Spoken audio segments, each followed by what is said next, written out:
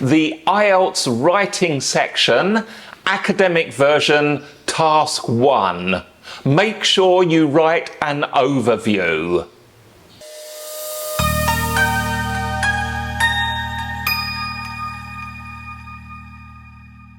Hi there, welcome to IELTS Breakthrough YouTube channel. If you're new here, this channel is all about tips and strategies for taking the IELTS test, and it includes the academic, general training and life skills. This video is for those of you who are going to take the academic version of IELTS, and I'm talking about the writing section, specifically the task 1. Here I'm going to give you some very important strategies that show you how to write the overview. The first question you're perhaps thinking is, what is an overview? Well, the overview is the very first part of your task 1 answer, and you need to use this at the beginning. The overview tells the reader what the main message of the chart is. It's like giving the reader the big picture, the main learning point that can be taken from the whole chart or diagram. There are two key components to the overview. The first one is the description. The description is where you tell the reader about the topic of the graph. You're likely to write something like, this graph tells us about blah blah blah blah blah. When you write the description, note that it is already provided for you in the question. However, do not copy the description from the question. I'll repeat that. Do not copy the description in the question. You need to write out the description in your own words. That's component 1. Now, the description actually is not the most important part of your overview. The other important part is the key trends.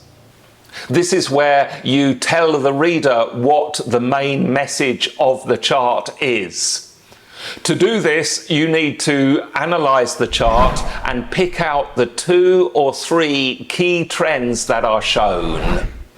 The easiest way to help you understand what this part of the overview is to look at some examples. So let's look at a couple of examples to show you. I'll start with an easy one, a simple pie chart like this. So you can see the background, the topic of the chart is the percentage of students who studied more than 3 hours per night. And we've got 6 pieces of the pie in different colours: April, May, June, July, August, September. If you analyse this pie chart, you can see that we've got 2 big pieces and 4 small pieces. The whole overview for this pie chart would be written something like this. The pie chart tells us about the proportion of students who study for 3 or more hours in the evening. And that is your description. Then we have the key features. It is clear that April and May were the times when most students studied late. Study time during the other 4 months was significantly lower. Notice in this example, I have identified the key trends, but I haven't provided the actual details. I've just kind of told the reader what is going on with the pie chart. Let's just look at one more example. This time I'll use a bar chart, something a little more complex. The background information for this bar chart then is we have the percentage of students who smoked in different countries. We have information about males in the blue column and females in the green column. And you can see the countries are the US, UK, Japan and Australia. The statistics are completely from my imagination. If you are from the USA, the UK, Japan or Australia and you don't like the statistics, I do apologise. As I say, it's just for fun. Anyway, so look at the bar chart and once again try and think about the key features you can see in this bar chart.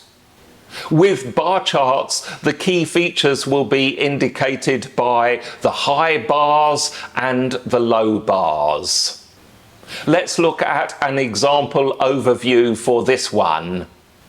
Once again, it starts with the description. The information is presented in the form of a bar graph, which explains male and female smoking habits in 4 different countries. It is noticeable that most male students in Japan are smokers, while the least number of male smokers is in the UK. The number of female students who smoke in all countries are fairly similar, and these are about 1/3 of the number of male smokers. Once again, notice that with these key features, I have not gone into massive detail. I've just identified those main trends that can be seen. In the rest of your answer, you will write the details, but it is not part of your overview.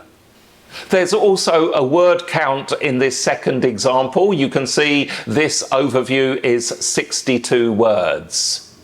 There you have it. That is all you need to write for your overview. Give a short description about the topic of the chart and then tell the reader about the key features in a general way. And you are finished. Then you move on to the rest of the question. A couple of extra points I need to tell you about the overview. Firstly, let me emphasize once more that the description is not enough.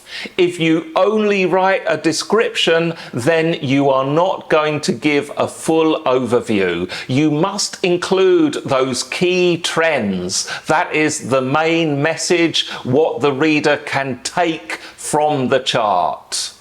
Secondly, keep your overview short and concise.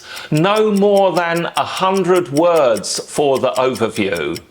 In fact, if you think about it, the task 1 should be at least 250 words, so the overview, being only a small part of your answer, should be noticeably below 100. I would suggest somewhere around 75 or 80 words for the overview. Another reminder is not to include any data. You will do that in the following paragraphs. And then the last point to make is that the overview does not need to include any kind of speculation or explanation about why the data exists or what happened to create that kind of trend. You also don't need to give any kind of opinion about what you think related to the data, if you think it is a good or a bad thing, for example. If you have any questions about how to start the Task 1 writing section, please put them in the comments below. I'll try and answer them as best I can. This was a really useful video for those of you who need help in writing Task 1. Make sure that you get that overview right. It is a key component of your writing score. If you found this IELTS Breakthrough channel useful, remember to join by subscribing to the channel and making sure that you get notifications when new videos are posted. Good luck with your IELTS preparation work. I really look forward to hearing from you. And in the meantime, have a great day, morning, weekend, afternoon, whatever it is you're doing. I'll see you in the next video.